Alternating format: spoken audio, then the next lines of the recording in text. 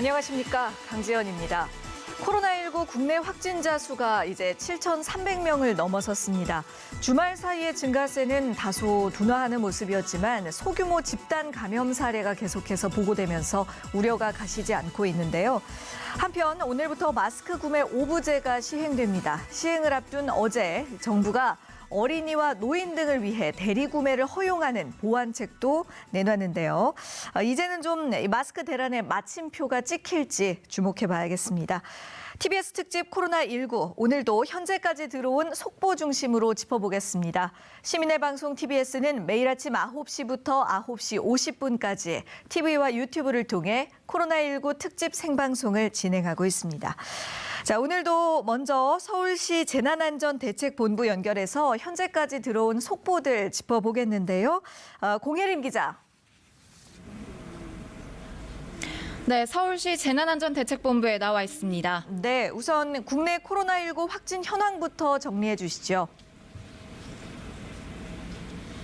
어제 오후 4시 기준 국내 확진자 수는 모두 7,313명. 전날 같은 시간대와 비교하면 270여 명 늘었습니다. 전체 확진자 가운데 90%는 대구와 경북에서 나왔습니다. 국내에서 확인된 사망자 수는 최소 51명입니다.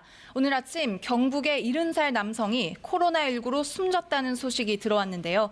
동국대 경주병원에 입원 중이었고 고혈압과 통풍 같은 지병이 있는 것으로 확인됐습니다. 이처럼 나이대로 보면 사망자의 상당수는 60대 이상으로 대부분 지병이 있었습니다. 완치의 격리에서 해제된 사람은 모두 130명입니다. 코로나19 진단검사를 받은 사람은 18만 명을 넘었습니다. 네, 지금 서울 상황은 어떤가요?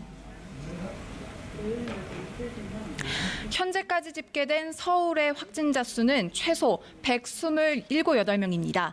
우선 중앙방역대책본부에 집계된 서울의 확진자 수는 120명인데요. 중구를 제외한 24개 자치구에서 모두 확진자가 발생했습니다. 화면으로 보시는 것처럼 송파구에서 확인된 확진자가 12명으로 가장 많았고 종로구와 강남구 각각 11명, 노원구와 은평구 각각 8명 순입니다. 관악구에서는 7살 초등학생이 확진받기도 했는데요. 지난달 대구에 사는 증조 외할머니를 만났을 때 감염된 것으로 추정됩니다.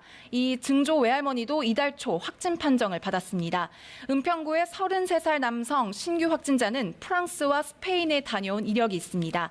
양천구에서는 51살 여성이 확진 판정을 받은 데 이어 그 딸과 남편도 잇따라 확진 통보를 받았습니다. 두 사람은 코로나19 진단검사에 응할 때까지 관련 증상은 없는 상태였습니다. 화면 아래쪽에 기타라고 분류된 12명은 서울에서 확진받긴 했지만 거주지는 서울이 아닌 경우입니다.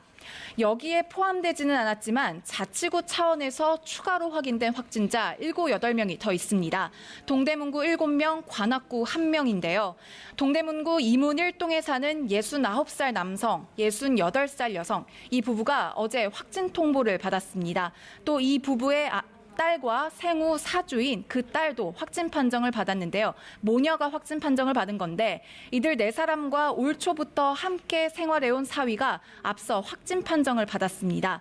동대문구 휘경동에 사는 27살 남성도 신규 확진자인데 기존의 확진자와 접촉한 것으로 확인됐습니다. 그 밖에 기존의 확진자, 회기동에 나온 확진자와 접촉자인 25살 여성, 27살 남성도 신규 확진자로 판명됐습니다. 관악구에서도 확진자가 1명 더 추가 발생했는데요. 이 환자에 대한 상세한 정보와 감염 경로는 아직 파악 중입니다. 이렇게 자치구 차원에서 확인된 것까지 합치면 서울의 확진자 수는 최소 127명, 128명 정도로 파악되고 있습니다. 네, 이제 서울 지역에서도 130명에 가까운 확진자가 발생을 한 상태네요. 그런데 주말 동안 확진자의 상당수가 집단 감염과 관련이 있다는 분석 보도가 쏟아졌거든요. 이 부분 자세히 설명 좀 해주세요. 네, 그렇습니다. 중앙방역대책본부는 국내 확진자 10명 중 8명 정도가 집단 감염과 연관됐다고 발표했습니다. 특히 신천지 교회와 관련된 것은 전체의 60% 이상이라고 확인했는데요.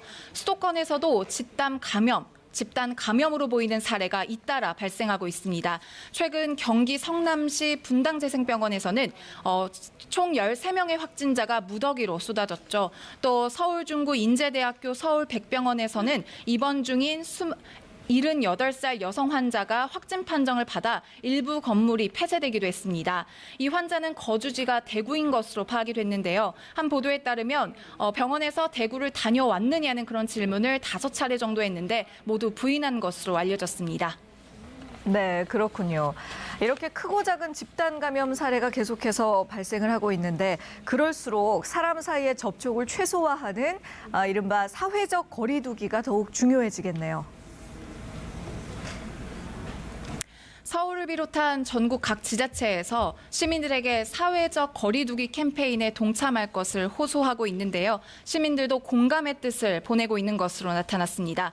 서울시가 지난 금요일과 토요일에 만 18세 이상 서울 시민 1,000명에게 사회적 거리두기가 코로나19 확산 방지에 도움이 되느냐고 묻는 질문에 응답자의 95%가 긍정적으로 답했습니다. 또 응답자의 93%는 사회적 거리두기를 위한 개인 수칙을 전반적으로 잘 지키고 있다. 86%는 다른 사람도 잘 지키고 있는 것으로 보인다고 응답했습니다. 그래서인지 3월 첫 주 서울의 대중교통 이용객 수도, 자동차 통행량도 1월 평시 대비 줄었습니다. 지금까지 서울시 재난안전대책본부에서 TBS 공일임입니다. 네, 공혜림 기자 수고하셨습니다. 코로나19 확진자 현황과 또 서울시의 대응책까지 살펴봤는데요. 이제 코로나19 관련 소식들 취재 기자와 한 걸음 더 자세하게 정리해 보겠습니다. TBS 보도본부의 김승환 기자 자리해 주셨습니다. 어서 오십시오. 어제 서울에서 병원에서의 확진자가 또 발생을 했거든요. 특히나 이번에 그 대구에 다녀왔다는 사실을 숨겨서 지금 논란이 되고 있죠. 그 확진자가 발생한 곳은 중구 서울백병원입니다. 예. 확진자는 70대 여성 환자인데 대구에서 머물다가 지난달 29일 자녀가 머물고 있는 마포구로 왔습니다. 예. 이후에 지난 3일에 구토 등의 이제 소화 이상 증세가 있어서 네. 병원에 진료를 신청했는데 대구에 다녀왔다는 이유로 진료가 거부됐습니다. 그래서 대구에 갔다 왔다는 소식을 숨기고 서울백병원을 방문해서 입원을 한 건데요. 네. 그 환자가 병원에서 계속 이제 대구 관련된 얘기를 하니까 병원 측에서도 혹시 대구를 다녀온 적이 있느냐라고 물었는데 이제 그때부터 제대로 부인을 하기 시작한 겁니다. 네. 그래서 결국 이번 나흘째인 6일에 엑스레이와 흉부 CT 사진을 찍고요. 그제인 7일에야 코로나19 검사가 진행이 됐습니다. 그리고 어제 오전 확진 판정을 받았습니다. 현재 병원은 확진자와 접촉한 의료진을 전원 격리 조치했고요. 네. 모든 입원 환자를 대상으로 바이러스 검사를 진행하고 있다고 밝혔습니다. 또 외래 진료를 중단하고 응급실과 일부 병동을 폐쇄했다고 밝혔습니다. 지금 환자가 입원한 후에 확진 판정을 받기까지 6일 동안 옆에 있던 환자도 있었을 거고 지나친 환자들도 있을 거잖아요. 그렇죠. 근데 환자 같은 경우에는 면역력이 약해져 있기 때문에 확산 우려가 굉장히 높습니다. 네, 지금 수도권 내 병원 감염 사례를 보면요. 은평 성모병원이 지금까지 14명의 확진 판정을 받았고 네. 분당 재생병원은 13명이 확진 판정을 받았는데 접촉자로 분류되는 1,400명이 아직도 조사가 진행 중입니다. 예, 그러니까요. 지금 이 집단 감염 사례가 계속해서 늘어나고 있는 상황인데 이 서울 백병원도 또 다른 집단 감염 사례로 번지지 않아야 할 텐데 좀 우려스럽습니다. 이제는 정부도 집단 감염을 조심해야 한다. 이 부분을 참 강조를 하고 있지 않습니까? 그런데 이렇게 권고를 하는데도 지난 주말 동안 일부 종교단체가 오프라인 예배를 지속했다면서요? 네, 한국 기독교 언론 포럼이 국내 대형 교회 340곳을 조사했는데 네. 70.5%인 240곳이 유튜브 등 온라인으로 예배를 대체했다라고 밝혔습니다. 그러면 100곳은 여전히 이제 오프라인으로 했다는 거죠. 예. 지난주에 100곳을 대상으로 같은 질문을 했을 때는 90%가 온라인 예배로 대체했다고 밝혔는데 모집단 자체가 다르긴 하지만 20%포인트가 낮아진 겁니다. 거기다가 오프라인 예배를 진행했을 때 교회 들어가기 전에 발열 체크도 하고 마스크도 했겠지만 네. 아무래도 밀폐된 공간에 다수가 모이기 때문에 우려가 높을 수밖에 없죠. 네. 교회 근처의 주민들은 예배 자제를 호소하는 플랜카드, 현수막을 걸기도 했는데요. 예. 그 이전에 앞서서 이재명 경기도지사는 자신의 SNS를 통해서 종교 집회를 전면 금지하는 걸 검토하겠다고 밝히기도 했습니다. 네. 이게 예배 자체를 금지하는 게 아니라 이제 온라인 예배는 괜찮은데 모여서 하는 거는 집회라고 보고 이제 집회를 금지하겠다라는 의견을 낸 건데요. 이 SNS 이후에 종교 탄압이다라는 이제 논쟁으로까지 번졌습니다. 이재명 경기도지사는 이제 지난 주말 상황을 보고 이제 어떻게 할지 심각하게 고민해보겠다라고 밝혔는데 어떤 결정을 할지는 좀 지켜봐야 할 것 같습니다. 그러네요. 뭐 이런 집회뿐만 아니라 지금 사실 많은 사람들이 외출 자체를 자제하고 있는 분위기지 않습니까? 그런데 또 이 같은 분위기를 이용하고 있는 사람들이 있다면서요? 지금 인스타그램이나 여러 SNS에서 눈치 게임이라는 해시태그를 검색하면은 주말간 올라온 수많은 게시글을 보실 수 있을 겁니다. 눈치 게임이요? 네, 눈치 게임이라는 게 인기 장소에 사람들이 잘 가지 않을 때를 골라서 가서 제대로 누렸을 때를 비유하는 말인데요. 어허. 지금 사람들이 잘 외출을 안 하잖아요. 그러니까 평소 사람들이 많으면 불편했던 놀이공원 같은 데를 가는 겁니다. 뭐 일부 지역 같은 경우에는 눈치 게임 실패라는 해시태그가 붙을 정도로 굉장히 사람이 붐비는 것도 있었는데요. 네. 오늘이 국내 첫 확진자가 나오고 50일이 지난 날입니다. 예. 지속된 확진자 소식에 뭐 공포감이 더 커진 분들도 있을 거고 네네. 이게 반복되다 보니까 안전 불감증에 좀 빠진 분들도 있을 것 같아요. 지금 과도한 공포도 경계해야 하지만 이렇게 안전 불감증도 경계해야 할 것 중에 하나입니다. 네, 지금 좋은 말씀 해주신 것 같아요. 뭐 과도한 우려도 문제지만 이게 그 시간이 길어지고 있다고 해서 또 이런 어떤 위험성에 대해 무뎌지는 것도 더 큰 위험을 초래하는 일이 아닐까 싶습니다. 자, 잠시 후 9시 30분에 서울시가 사당동 신천지 법인을 방문한다는 뉴스가 있군요. 네, 앞서서 법인 취소를 진행하겠다라고 밝혔는데 그걸 진행하기 위해서 서류 확보 등 행정 조치를 위해서 방문하는 걸로 보입니다. 이번 주 금요일에는 신천지 법인 설립 취소, 청문 절차도 진행이 될 예정인데요. 네. 이만희 총회장에게는 벌써 공문을 보냈는데 참석 여부에 대한 답변은 아직 하지 않은 걸로 알고 있습니다. 예. 이만희 총회장이 참석을 안 하면 청문회는 그대로 종결되고요. 서울시는 신천지가 시설과 신도 현황을 고의로 누락하거나 허위로 제출한 것을 법인 취소 근거로 삼겠다고 밝혔습니다. 정부도 이번 코로나19 사태에 그 신천지에 명백한 고의가 있다고 밝혀질 경우에는 네. 구상권 청구를 검토하겠다고 밝힌 바가 있는데요. 지금 보여지는 모습과 반대로 신천지는 예배 정상화를 언급하면서 다시 논란이 되고 있습니다. 네. 이게 신천지가 어제 공문을 통해서 교인들에게 이제 적극 방역에 협조해라라고 강조했는데 네. 거기에 덧붙여서 연락 두절과 이탈 행위를 한 사람은 사태가 진정된 후에도 예배 출석을 금한다라고 했거든요. 오. 물론 사태 진정 후라는 단서를 달긴 했지만 벌써부터 예배 정상화를 생각하는 거냐는 비난의 말이 나오고 있습니다. 그러니까요. 특히나 신천지 측에서 벌써부터 이런 행보를 보이는 게 좀 성급한 판단이 아니었나 싶은 생각도 드는데요, 개인적으로. 자, 이제 그 마스크 이야기로 넘어가 보도록 하겠습니다. 오늘부터 마스크 오부제가 본격적으로 시행됩니다. 이 마스크를 사려면 그 방법을 좀 익혀두셔야 하는데요. 많은 분들이 좀 복잡하게 여기시거든요. 김승관 기자가 설명을 해주시겠습니까? 우선 마스크를 사려면 신분증이 필요합니다. 그리고 요일별로 일주일에 한 번씩 한 사람이 2장만 구매할 수 있습니다. 네. 그리고 마스크를 살 수 있는 요일은 출생연도 끝자리와 관련이 있는데요. 월, 화, 수, 목, 금을 놔두고 1부터 5까지 또 6부터 0까지를 하면은 쉽게 생각해 볼 수 있습니다. 오늘은 월요일이니까 끝자리가 1과 6인 분들만 마스크를 2장 살 수 있습니다. 그렇겠네요. 네, 해당 요일에 맞지 않으면 줄을 서도 마스크를 살 수 없고요. 중복 구매도 불가능합니다. 다만 주말에는 모든 출생연도에 마스크 구매가 가능합니다. 노약자 같은 경우에는 주민등록상으로 동거인이 대리 구매를 할 수 있는데요. 네. 2010년을 포함해서 그 이후에 출생한 어린이 그리고 1940년생을 포함해서 그 이전에 태어나신 어르신들 또 장기 요양급여 수급자와 장애인 등이 대리 구매를 할 수 있는 대상입니다. 네네. 대리 구매를 하러 간 사람은 본인 신분증과 대상자가 병기된 주민등록 등본을 지참해야 하는데요. 예. 이 대리 구매 때도 요일제가 그대로 적용이 됩니다. 그러니까 예를 들어서 1981년생인 부모가 2012년생인 아이의 마스크를 대신 살 경우 네. 이 부모분의 마스크는 월요일에 구매할 수 있겠죠. 그렇죠. 하지만 자녀분의 마스크는 화요일에 구매할 수 있게 되는 겁니다. 그러니까 자녀 거는 화요일에 사야 합니다. 월요일과 화요일 한꺼번에 묶어서 살 수는 없습니다. 그러니까 부모가 구매하러 가는 날에 아이 것까지 한꺼번에 살 수는 없다는 말씀이네요. 그렇죠, 그렇죠. 예. 그리고 16일부터는 우체국과 농협 하나로마트에서도 마스크 오부제가 적용이 됩니다. 그럼 네. 16일 이전까지는 어떻게 되느냐? 15일까지는 누구든지 살 수는 있는데요. 1인 1매로 제한됩니다. 네. 또 마스크 관련해서 바뀌는 게 또 하나 있습니다. 정부가 마스크 해외 직구 절차를 간소화했는데요. 6월까지는 150달러, 우리나라 돈으로 한 18만 원 정도 되는데 이 정도 금액은 세관에 신청할 필요 없이 바로 들여올 수 있습니다. 네.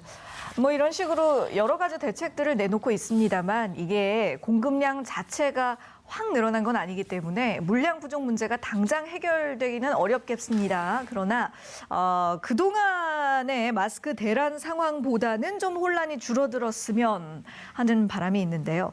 그런데 지금 더 큰 문제는 최전선에서 방역 업무를 하는 분들 중에도 이 마스크가 부족해서 문제를 겪는 분들이 많다고 해요. 방역 최전선에 있다고 생각하면 의료진 분들이 먼저 그렇죠. 생각나는데요. 그 외에 방역 면에서 조금 더 넓게 보면 방역 요원들이 있습니다. 네. 그러니까 확진자가 다녀간 동선이나 사람들이 몰리는 곳에 이렇게 소독약을 뿌리는 분들이 있죠. 네. 근데 병원을 소독할 때는 그분들에게 방호복이 지급이 되는데 그 외의 지역은 방역을 위한 물품을 알아서 준비해야 하는 상황이라고 하더라고요. 예. 그렇다 보니까 그분들이 이제 방역을 하러 갈 때 쓸 마스크를 사러 이제 일반 시민들과 마찬가지로 줄을 서서 마스크를 사기도 한다고 합니다. 오. 이렇다 보니까 마스크가 떨어지면 그분들도 마스크를 구매하지 못한 상태로 이제 기존에 썼던 마스크를 쓸 수밖에 없게 되는 거죠. 너무 위험하지 않나요? 네, 지금 업계에서는 1년치로 준비해놨던 약품과 용품들의 재고가 떨어져 간다고 하는데요. 네. 이게 정부 예비비를 지출한 것과 국민 성금이 어떻게 쓰이는지 내역을 봐도 의료진들에게 마스크나 이제 다른 용품이 가는 건 확인이 됐는데 이런 방역 요원에게 가는 거는 확인이 안 됐습니다. 그래서 방역협회는 이번 주에 방역 용품 재고가 이제 떨어질 것 같다면서 예. 이제 정부에 지원을 요청한 상태입니다. 네. 이 정도로 지금 마스크 구입하기도 힘들지만 또 사용한 마스크의 처리도 문제가 되고 있죠. 네, 지금 마스크 사기 굉장히 힘든데 사실 지금 마스크가 생필품이 됐습니다. 예. 거리 지나가는 분들 대부분이 마스크를 쓰고 계신데 네네. 그만큼 마스크를 잠깐 놓고 있거나 이제 버려져 있는 마스크를 보기도 참 쉬워진 것 같아요. 네. 근데 식당을 운영하는 분 중에 이런 말씀을 하는 분이 계셨어요. 손님이 이제 식사를 하고 마스크를 벗고 갔는데 그걸 치우기가 조금 겁난다는 거예요. 왜냐하면 그럴 수 있죠. 나는 내가 놓고 간 거지만 그분 입장에서는 혹시 감염된 사람의 마스크를 놓고 간 건 아닐까라는 예. 우려도 있고 그렇다고 해서 매번 치울 때마다 장갑을 새로 끼거나 손을 씻기에는 조금 더 이제 부담이 된다는 거죠. 일을 네. 해야 되기 때문에. 네. 그래서 서로를 위해서 본인의 마스크는 스스로 치우는 게 좀 중요하다는 걸 보여준 사례인 것 같은데요. 지금 사는 방법, 그 마스크를 사는 방법, 그리고 마스크를 쓰는 방법은 가이드라인이 나와 있죠. 하지만 처리하는 방법은 가이드라인이 나온 게 없습니다. 일단 확진자가 쓴 마스크는 자치단체가 수거해서 소각하고 있는 상태인데요. 네. 일반적으로 예방을 위해서 쓴 마스크는 그냥 쓰레기, 폐기물이라고 보면 되거든요. 네. 그래서 그냥 쓰레기통에 넣으면 되는데 일반 다른 사람이 손에 닿을 수 있잖아요. 그래서 조금 그렇죠. 깊숙이 넣는 걸 권하고 있습니다. 네, 잘 알겠습니다. 자, 이제 마지막으로 총선 관련 이야기 잠시 짚어볼까 하는데요. 지금 이 코로나19 사태가 워낙 심각해서 큰 주목을 받고 있지는 못합니다만 총선이 벌써 이제 한 달여밖에 남지 않았습니다. 지금 걱정인 게 이 격리가 되어 있는 분들은 투표를 어떻게 할 수 있느냐는 부분이거든요.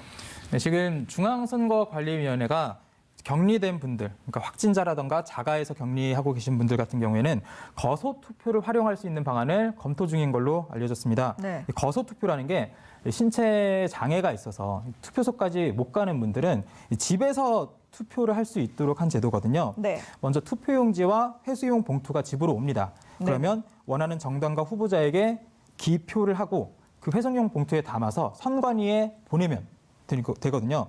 근데 문제는 거소 투표를 허용할 확진자의 범위를 어디까지 할 거냐는 겁니다. 이게 이번 총선의 거소 투표 신고 기간이 오는 24일부터 28일까지 진행이 됩니다. 네. 그럼 이제 28일 이후에 확진자가 나오거나 또 격리된 사람들은 어떻게 할 거냐, 이분들에게도 거소투표권을 줄 거냐라는 문제인 건데, 거소투표 신청 기간은 법적으로 정해져 있기 때문에 그 이후에 확진자라던가 자가 격리된 분들은 이제 거소투표를 일단 법적으로는 못 하고요. 일반 투표자와 똑같이 사전 투표를 하던가 현장 투표로 그냥 가셔야 합니다. 근데 이럴 경우에는 확산 우려가 있잖아요. 그래서 선관위에서도 이 부분을 놓고 지금 계속해서 고심 중이라고 알려졌습니다. 예, 그렇군요. 지금까지 TBS 보도본부의 김승환 기자와 함께 코로나19 관련 뉴스들 정리했습니다. 고맙습니다. 고생했습니다. 자, 이번에는 계속해서 이 대구 상황 어떤지 좀 들어봐야 할 것 같은데요. 대구 현지에 나가 있는 김종민 기자 연결해서 이야기 나눠보겠습니다. 김종민 기자. 네, 대구시청입니다. 연일 수백 명대를 기록했던 대구 지역 추가 확진자 수가 뚜렷한 감소세를 보이고 있습니다. 지난달 29일 741명을 기록하며 정점을 찍은 이후 처음으로 200명대를 기록하고 있습니다. 대구시 자체 집계를 보면 어제 기준 대구 지역 확진 환자는 전날보다 294명 늘어난 5,378명입니다. 권영진 대구시장은 확진자 증가세가 진정세를 보이고 있다고 평가했습니다. 하지만 안심할 수는 없는 상황인데요. 오늘 새벽 0시 기준 확진자 수는 10시 정부 발표와 10시 30분 대구시 브리핑을 통해 발표됩니다. 이런 가운데 확진자가 무더기로 나온 대구 한마음 아파트를 둘러싼 논란도 계속되고 있습니다. 확진자 46명이 모두 신천지 교도인데다 이 아파트 입주자 140여 명 가운데 70%에 육박하는 94명이 신천지 교도인 것으로 확인된 겁니다. 문제는 신천지 신도가 모여 살아온 이유는 물론 입주자 3분의 1이 집단 감염된 원인이 아직까지 확인되지 않고 있다는 점입니다. 신천지 교인들이 모여 사는 아파트는 강원도 원주와 강원도 원주로 대구 외에도 여러 있는 것으로 확인됐습니다. 이와 관련해 신천지는 한마음 아파트가 대구교회 집단 거주시설은 아니라고 밝혔습니다. 특별한 의도를 갖고 모여 산 건 아니란 말인데 대구시도 아르마리 소개로 자연스럽게 신도들이 모여 살게 된 것으로 보고 있습니다. 또한 신도가 여럿 있다 보니 아파트에서 소모임 등이 활발하게 이뤄졌을 것으로 추정되고 있습니다. 한편 신천지 대구교회 신도 8천여 명 가운데 검사를 받은 환자 신천지 교도는 어제 기준으로 95%를 기록했습니다. 하지만 확진 판정을 받은 60대가 어젯밤 생활치료센터 입소를 거부하며 간호사를 폭행하고 도주했다 붙잡히는가 하면 아직 검사를 받지 않은 교도 가운데 23명은 소재조차 파악되지 않는 등 일부 방역에 비협조적인 신천지 교인들이 있어 문제입니다. 대구시는 아직 검사를 받지 않은 신천지 신도들에 대해 검사를 강하게 압박하고 있습니다. 대구시는 이들이 오늘까지 검사를 받지 않으면 전원 고발 조치할 계획입니다. 지금까지 대구시청에서 전해드렸습니다.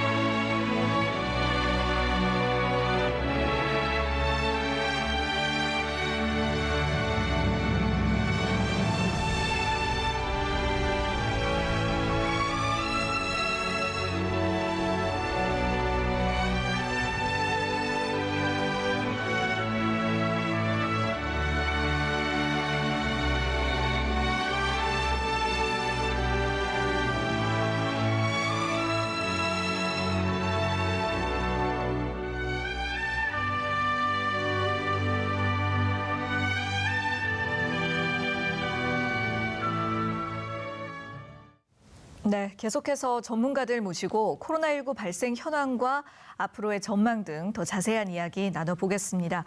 먼저 백순영 가톨릭의대 미생물학교실 교수 나오셨습니다. 안녕하십니까? 안녕하세요. 그리고 최영일 평론가 나오셨습니다. 어서 오세요. 안녕하세요. 네.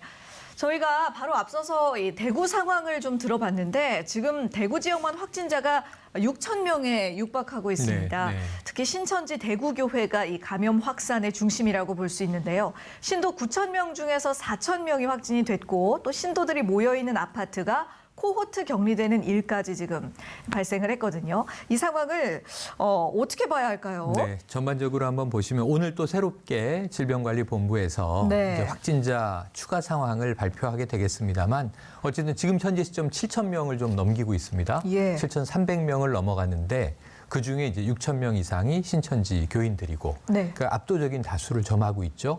대구 경북 지역에서 이쪽에서 주로 확진이 되고 있는 상황이고 네네.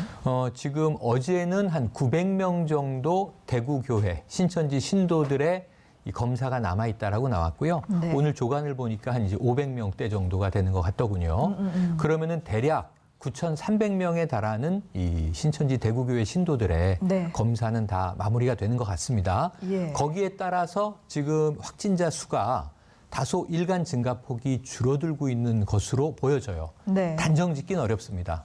하지만 그래도 최근 며칠 동안 좀 오르락 내리락 하면서도 조금 떨어지는 추이를 보이고 있기 때문에 이변이 없다면 이대로 조금 확진세는 이제 잦아들게 되지 않겠는가 하는 전망도 해볼 수는 있겠고요. 예. 하지만 이것은 뭐 방역의 경계를 늦추어야 되는 이유는 절대 되지 못할 겁니다. 네. 그리고 이제 대구 경북 지역이 좀 잡히게 된다면 지금 그럼에도 불구하고 전국 지자체별로 확진자 수는 계속 나오고 있기 때문에 이제는 지역사회 감염을 최대한 방역해내기 위한 노력으로 또 전환되는 시점이 곧 오게 될 것 같습니다. 네, 잘 알겠습니다.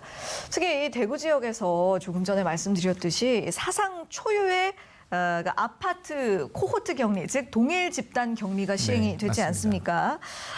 이 대구 한마음 아파트가 지금 그런 조치가 취해진 상태인데 이게 언제까지 어떻게 통제가 되는 건가요?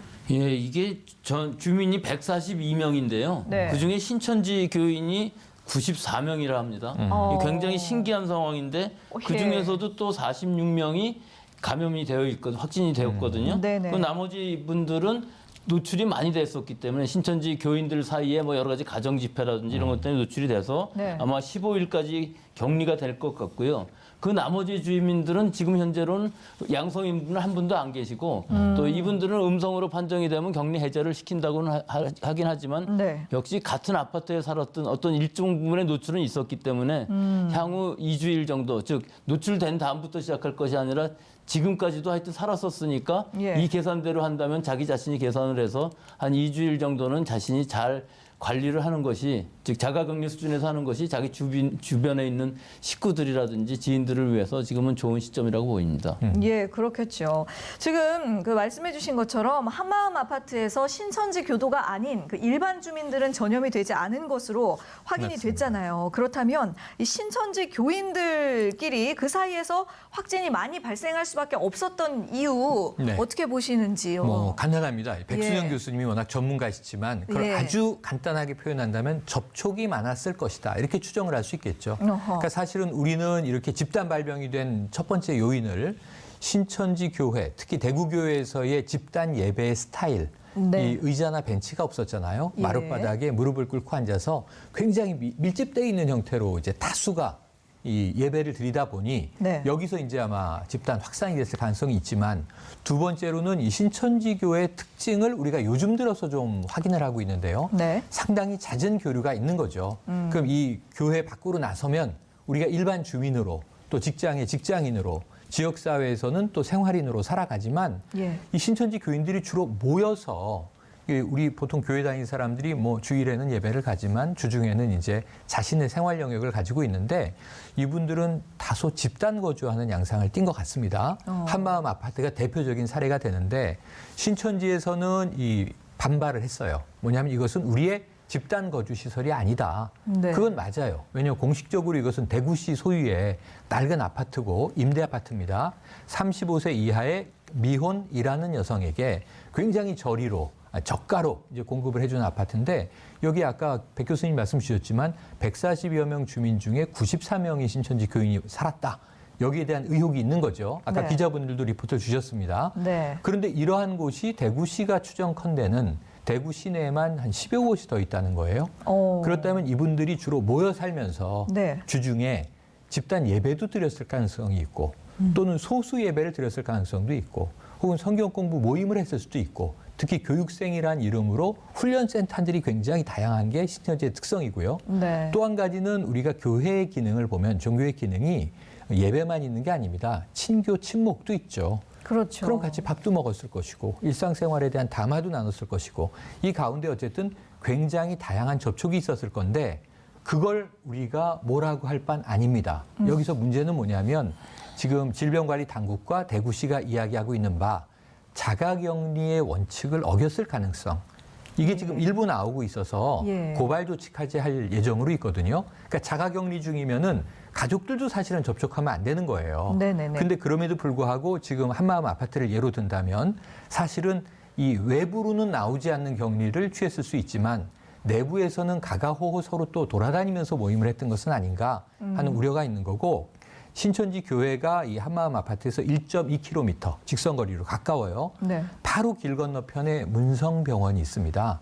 여기서도 확진자가 나왔는데 문성병원이 1층부터 10층까지 있고 11층이 문성교회거든요. 예. 근데 신천지 교인이 대구 교회 예배도 참석했던 인물이 이 병원의 주차 직원인데 주차 담당 직원이 또 21층에 있는 문성교회의 성가대 지휘자라는 게 밝혀졌어요. 어허. 쉽게 말하면 이제 이중교회 적을 두고 있었던 셈이죠. 그랬네요. 그렇다면 이게 또 우리가 흔히 이야기되고 있는 추수꾼 아니냐 이런 의혹들이 나오면서 지금 신천지 교인들의 어떤 포교 행태 또는 이제 이 종교 생활의 행태들이 또 이번에 그 감염 확산의 문제가 되는 것은 아닌가 싶은 대목들이 일부 발견되고 있습니다. 네, 지금 자세히 설명을 잘 해주셨는데 어쨌든 한 단어로 정리해보자면 밀접하고 잦은 접촉. 맞습니다. 예, 이것 때문에 지금 확진자의 대부분을 신천지 교도들이 대구 지역에서 차지를 하고 있죠. 그런데 이 신천지 교도들의 지금 90% 이상이 진단 검사가 완료돼 가고 있는 상태고 그래서 서서히 뭐 안정화 추세를 보이지 않을까라고 좀 전망을 한다고 최영일 평론가께서도 말씀을 하셨어요. 그러면 이렇게 확산세가 확 꺾이게 되는 변곡점은 언제쯤이 될 것으로 예상을 하십니까? 예, 실제로 2월 18일 날 31번 환자가 나온 이후로 계속 증가세를 보였었거든요. 네. 2월 29일 날 909명까지 증가가 됐었습니다. 네. 그 이후로 어느 정도 안정세를 찾아서 500 내지 600명 되던 것이 이제 어제 같은 경우 367명 증가에 그쳤거든요. 네. 일단 안정세라고 볼 수 있죠. 또 지금은 이 신천지 교인이라기보다는 대구 시민들을 대상으로 진단을 주로 하고 있기 때문에 상당히 많이 꺾일 수도 있을 것으로 보입니다. 근데 여기 네. 한 가지 문제가 대구, 경북 이외의 지역들은 사실은 수는 상당히 적지만 이들이 그 감염원을 알 수 없는 이런 환자들이 상당히 많이 나오고 있어서 네. 이 부분들이 굉장히 걱정이 되거든요. 더구나 요양병원이라든지 요양원 혹은 원내 감염 이런 것들이 우려했던 대로 계속 나오고 있기 때문에 이 부분들을 우리 방역당국이 얼마나 잘 잡을 수 있느냐 하는 것이 관건일 것이고 예. 또 한 가지는 지금 대구 경북 지역은 방역당국 또는 그 지자체가 계속 하고 있지만 서울이나 수도권 같은 데 이 밀집 지역에서 대규모 확산이 나오면 안 되거든요. 예, 그러니까 예. 지금 지자체 서울시장이라든지 혹은 경기도지사님께서 아주 확실하게 잡을 수 있도록 여러 가지 노력을 하고 있어서 이 부분이 잘 된다 그러면 어느 정도 이 확산세도 꺾이고 이 숫자도 뭐 100명, 200명 이렇게 떨어지면서 확 변곡점이 될 수는 있을 것 같은데 네. 아직도 안심하기는 어려운 것이 어제도 백병원 뭐 여러 가지 재생병원도 그렇고 이 부분들의 그 확인이 아직도 잘 되고 있지 않아서 앞으로 며칠간은 더 두고 봐야 이것은 알 수 있을 것 같습니다. 네.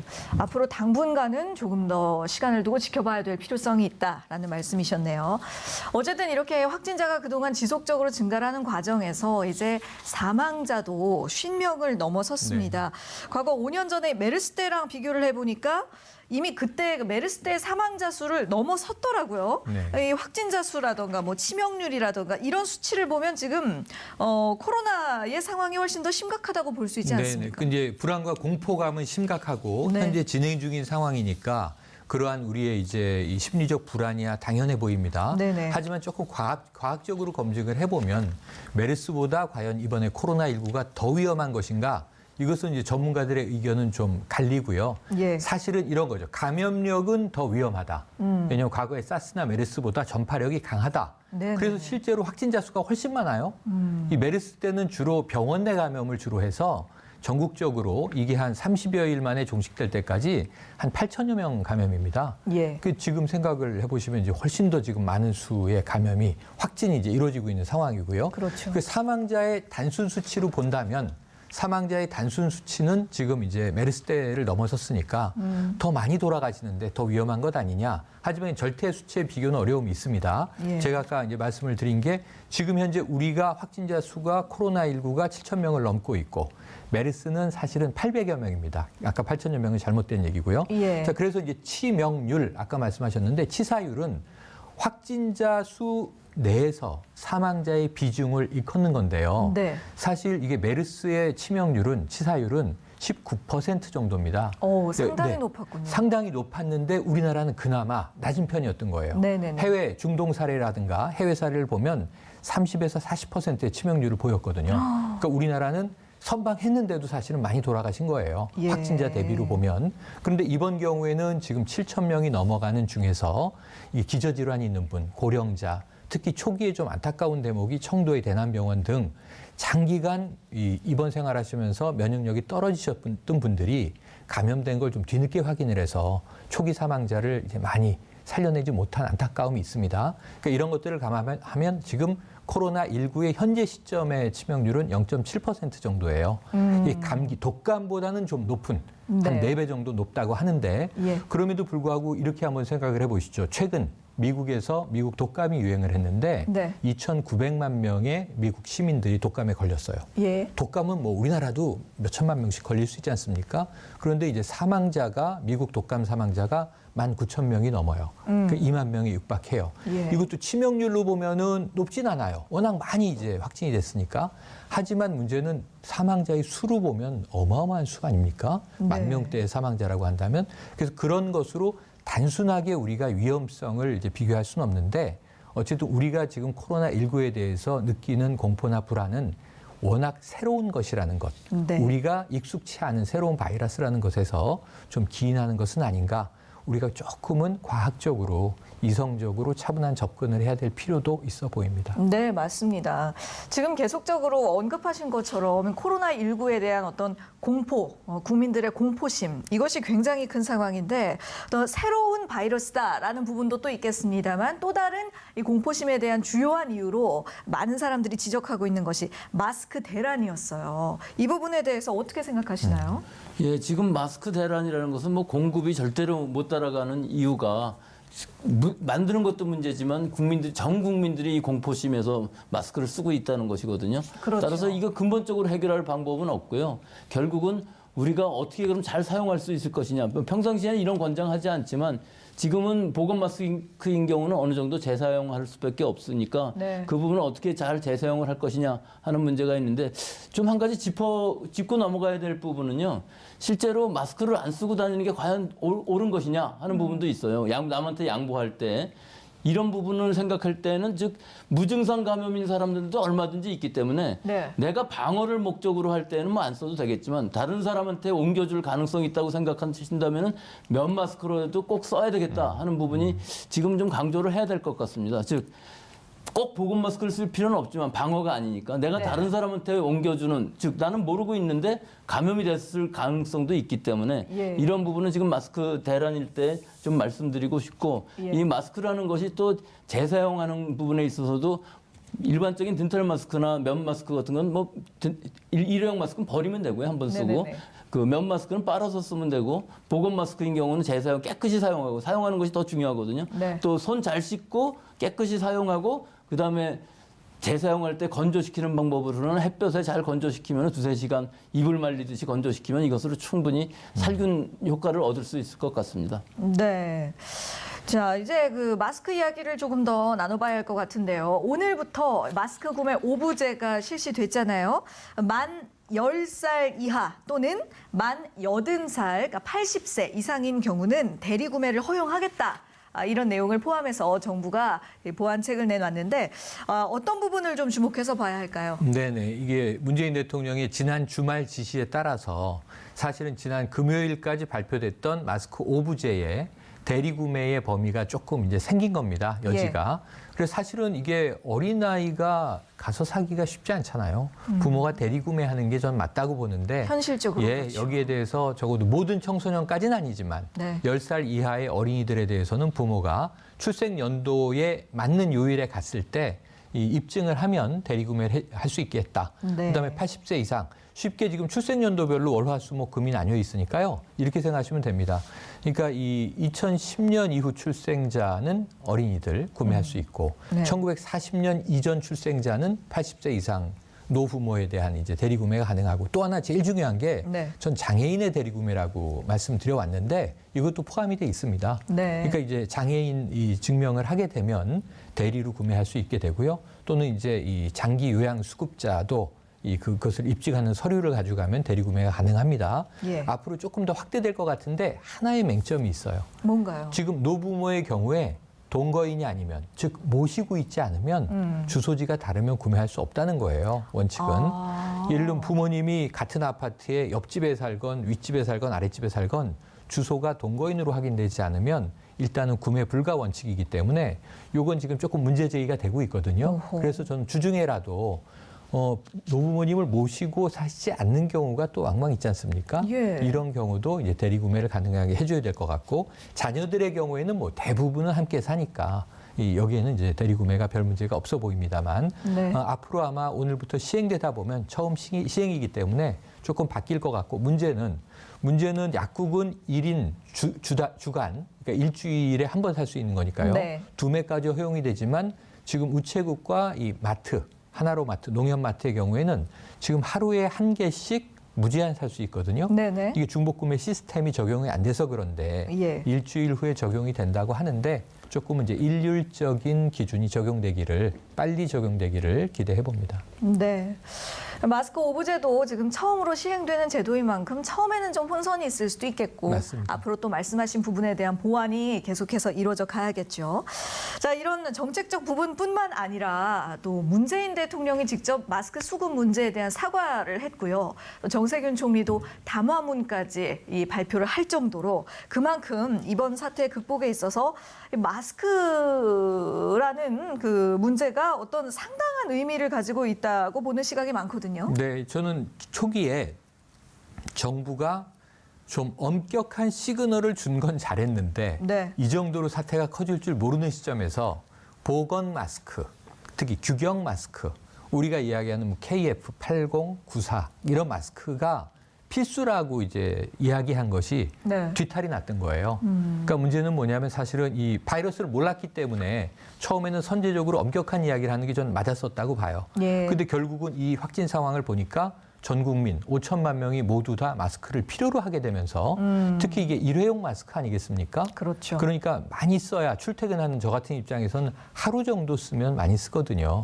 근데 이걸 빨아쓸 수도 없는 것이고 우리가 다른 방법은 없는 것인데 그럼 계속 소모품으로 공급이 돼야 되는데 이제 우리 전 국민이 알았잖아요. 하루에 우리가 1,000만여 개 정도 생산 가능한데 예. 이게 평소에는 남아도는 양인데 5천만 명이 매일 한 개씩 써야 되겠다고 나서는 순간 태부족이 되는 상황이 이제 연출돼 버린 겁니다. 네. 그런데 시간이 좀 흘러서 보니 이 마스크가 가장 필요한 곳은 바로 환자들. 환자를 이제 돕는 의료진들, 네. 환자의 가족들 이런 분들에겐 필수고 나머지들에게는 조금 선택적인 요소가 있어요. 백 교수님 말씀하신 대로 저도 실리콘으로 된 마스크를 빨았습니다. 그리고 외부에 나올 때 다른 사람과 접촉할 때는 타인의 좀 불안을 또 해소시켜줘야 되는 배려 차원에서도 쓰고 네. 또 외부에서 들어오는 혹시라도 이제 오염된 비말을 제 호흡기를 가리기 위해서라도 쓰고 이렇게 방어용으로 쓰는 거예요. 그렇다면 다양한 방법이 있는데 너무 우리가 규격 마스크를 고집했다는 점에서 정부가 엊그제 발표된 그 정세균 총리의 대국민 담화 어제 오전 10시 반에 발표됐군요. 이러한 내용들이 초기에 좀 너무 강력하게 시그널을 줘서 나중에 바로 잡지 못했던 부분들을 정말 제대로 바로 잡은 경우라고 보고요. 그래서 예. 공직사회가 앞장서서 마스크 양보하기. 하지만 마스크를 안 쓰기가 아니고요. 네. 면 마스크를 대체로 활용하기. 이런 좀 경우에 따른 이 경우의 수를 유연하게 적용했다는 점에서는 좀 뒤늦게나마 바로잡힌 것은 다행이다 이렇게 봅니다. 그러니까요. 이렇게 그 마스크 품귀 현상이 심한 상황 속에서 우리가 조금이라도 효율적으로 감염 예방을 하려면 마스크 재사용 방법에 대해서 좀 정확하게 알아둘 필요성이 있는 것 같은데 지금 두 분 전문가께서 뭐 천 마스크라든가 일회용 마스크 재사용 조금씩 설명을 해주셨습니다만 우리 백순영 교수님께서 좀 다시 한번 정리를 해서 설명해 주시면 좋을 것 같아요. 예, 제가 일단 보건 마스크만 말씀을 드리자면 보건 네. 마스크는 조금 전에 말씀드린 것처럼 잘 사용하는 것이 중요하기 때문에 네. 깨끗이 손을 씻고 꼭 끈을 가지고서 쓰고 벗고 하고 또 재사용할 때에는 건조를 시키는데 햇볕에 건조시켜도 충분히 2-3시간이면 살균 효과는 얻을 수 있고 네. 또 2-3번이 아니라 뭐 더 이상 사용한다 할지라도 본인의 위생 상태에 따라서 얼마나 잘 썼느냐에 따라서 네. 재사용은 가능하리라고 봅니다. 예, 알겠습니다. 자, 대구 경북 지역을 제외하고는 지금 이 천안 같은 경우가 충청권의 발병자가 가장 많은 곳입니다. 줌바 댄스 교실에서 감염이 확산됐다. 지금 이런 뉴스들이 쏟아져 나오고 있는데 반대로 부산, 경남, 광주 이런 지역들은 추가 확진자가 거의 안 나오고 있거든요.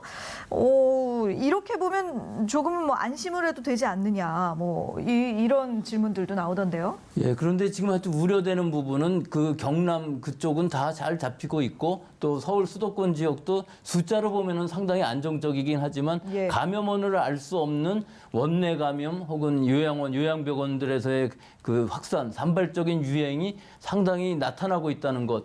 또 우리가 지금까지 모르던 곳에서도 갑자기 나타날 수가 있기 때문에 네. 이 대처가 선제적으로 발빠르게 갈 수 있느냐, 또 방역당국 또 지사님들이 얼마나 잘 이것을 할 수 있느냐의 관건이라고 하겠습니다. 네. 그런가 하면 또 우리나라 행정의 중심이라고 할 수 있는 정부 세종청사에서도 확진자가 발생을 했습니다. 그 줌바 댄스 수강자로 알려진 복지부 직원인데요. 정부 청사 내에서 이동도 잦았고 또 버스도 수차례 이용했다고 해요.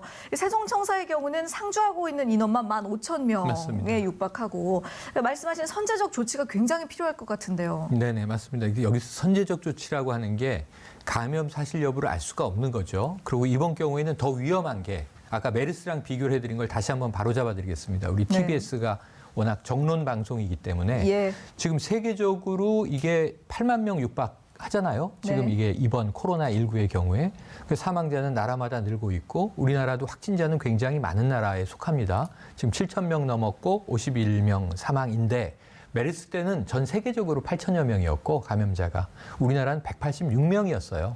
지금에 비하면 감염력이 훨씬 낮았는데 네. 그중에 초기에는 29분이 돌아가셨다가 시간이 흘러서 이제 38분까지 사망자가 확정이 돼서 아까 말씀드린 치명률이 19%로 높은 거예요. 자, 그런데 이번 감염력이 높은 것의 한 원인 중에 하나는 무증상이라는 점이 굉장히 위험합니다. 왜냐하면 지금 저희 다 증상이 없잖아요. 열이 예, 나지 예, 않고 예. 있고 기침도 하지 않고 있는데 혹여라도 우리 주변에 멀쩡하게 함께 일하고 있는 동료분이 감염자라면 자신도 모르게 의도하지 않게 그분의 잘못이라고 할 수 없습니다. 네. 왜냐하면 내가 걸렸는지 모르기 때문에 출퇴근하고 가족들하고 외식하고 했는데 알고 보니 내가 전파자가 됐다. 예. 그럼 본인도 굉장히 통탄할 일이 되는 거죠. 그러니까 이것이 어떻게 선제적인 노력을 할 수 있느냐 하나밖에 없습니다. 뭔가요? 그러니까 아까 말씀드린 게 감염의 원인은 접촉밖에 없어요. 접촉을 최소화하는 것밖에 없죠. 네. 그러다 보니까 지금 우리가 하는 선제적인 방법을 한마디로 사회적 거리 두기 이렇게 부르는 것인데 예. 결국은 어쩔 수 없는 접촉이 있겠습니다만 저는 제가 무증상이라도 외부의 어떤 분과 만나서 미팅을 해야 된다 그러면 마스크를 써야 할 것 같아요. 마스크를 쓰는 게 원칙일 것 같아요. 네. 이게 이제 이 선제적인 배려가 될 것이고 그 다음에는 가능하다면 우리가 선택적으로 만나야 하는 만남은 당분간은 자제하는 것. 그 당분간이 제가 보기에는 기준이 항상 2주간이기 때문에 네. 앞으로 한두 주가 아까 이 백 교수님 말씀하신 변곡점에 접촉을 최소화하는 사회적 거리두기의 한 행동에 중요한 그 시점이 되지 않겠는가 생각을 해봅니다. 네, 잘 알겠습니다. 지금까지 백순영 가톨릭의대 미생물학 교실 교수 그리고 최영일 시사평론가와 말씀 나눴습니다. 고맙습니다. 자, 저희가 오늘 준비한 내용은 여기까지입니다. 저희는 내일 다시 돌아올게요. 건강한 하루 보내시고요. 고맙습니다.